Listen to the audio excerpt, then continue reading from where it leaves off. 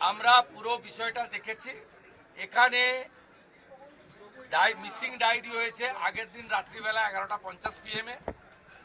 তারপরে ক্রমান্বয়ে যে ঘটনাগুলো হয়েছে মিনিট টু মিনিট আমি প্রাইমারি অ্যানালাইসিস করেছি।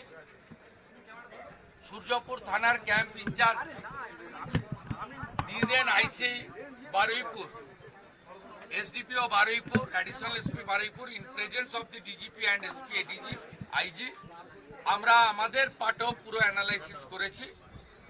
আমি ডিজিপিকে 72 ঘন্টা টাইম দিয়েছি। তিনি আমাকে আমি যা ফাইন্ডিংস পেয়েছি ওনার যে অ্যাডমিনিস্ট্রেটিভ প্রসিডিওর রয়েছে প্রসিডিওর অনুযায়ী একটা রিপোর্ট দেবেন। রিপোর্ট দেওয়ার পরে অ্যাডমিনিস্ট্রেটিভ পার্টে আমাদের যে অ্যাকশন নেওয়ার, আমাদের কোনো লোকের যদি কোনো ওই টাইমের মধ্যে কোনো শিথিলতা থাকে 1%ও, সেক্ষেত্রেও খুব স্ট্রং অ্যাকশন নেওয়া হবে। আমি পাওয়ারে আসার পরে বা মুখ্যমন্ত্রিত্ব দায়িত্বের পরে আরজি করের মামলায় 3 জন টপ IPS অফিসারকে সাসপেন্ড করেছি। এক্ষেত্রে আমার মেসেজ খুব ক্লিয়ার আছে, সবাই সেটা দেখেছে।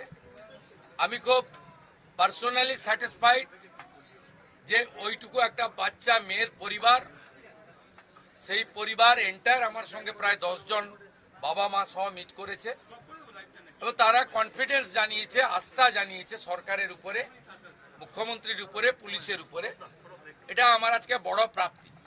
আর মব লিঞ্চিং করে যে নিরীহ লোকটাকে বা ছেলেটাকে মেরে দিয়েছে, আনমেরিড একটি ইয়াং বয়, সেখানেও যারা হত্যাকারী তাদেরকেও প্রপারলি মার্ডার কেসে যুক্ত করা হবে এবং পুলিশকে ডাইরেক্ট ইনস্ট্রাকশন আছে যে যারা যারা হুলিগানিজম করেছে পুরো দিন ধরে তাদের এগেনস্টে অ্যাকশন হবে। আমি